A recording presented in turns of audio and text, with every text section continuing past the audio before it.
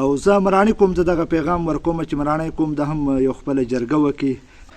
السلام علیکم، جلیل شیراني یم، تاسې ګورئ کلتور ټي وي. د ډېره وخته څخه زموږ د علاقه شیراني هغه که لرغه دی او که برغه دی، په هغه باندې چې کوم دغه یوټانګ بسونه یا ډیوو بسونه چلاږي، ډېر زیات زیانونه وسو. دا مطلب زما نه دی چې کوم ډریور د لاسه دغه کسان کوي یا د هغه د کس ته دغه اکسیډنټ غواړي چې ویې کړي، نه، هرګز داسې نه ده.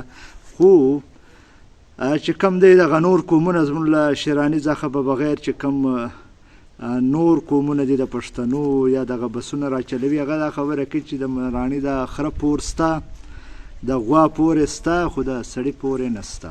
که د غوا خر په وواهه په دغه ګاډي باندې بیا پیسې درځه غواړي، او که د کس ووه د کس پور نسته، مطلب دوی د ماف کوي پرېږدي ده.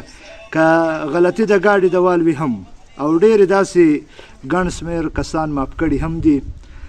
او به تازه دا څو ورځې له مخه چې کوم په دانسر کښې یو هلک ځوان الله پاک د جنت الفردوس ورنصیب کړي، هغه یې ووه په دغه یوټانګ اکیم ور، او بیا هغه کسان داسې اکسیډنټ یې سوی چې غوښه یې په روډ پورې لګېدلې وي، او بیا هغه خلک راله دغه بس ته یې اور ورکړ د زړه له اوره. نور چې کوم دي دوی بیا دغه کانفرنس وکړ د مجید کاکړ په خپله. ما دغه کانفرنس ولید چې دغه معاوضه به سرکار راکوي موږ ته، روډونه هم نه دي صحیح، روډونه چې کوم دغه بسونه سپیټان وهي د دوی باقاعده ویډیوګانې هم موجوده دي چې دوی څه قسمه د حد څخه زیات چې کوم روډ لیمټ دی د سپیډ تر هغه دوی کراس کړی دی هغه لیمټ، او چې کم هم کسان دوی وهلی دي هغه د دوی غلطي ده، د دوی ګرمي ده.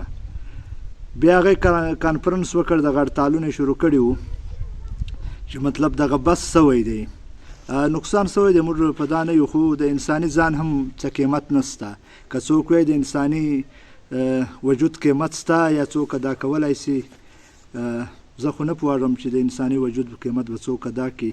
زندګي الله انسان ته ورکوي، او دا قوت صرف له الله سره دی، او صرف یې الله ورکولی سي.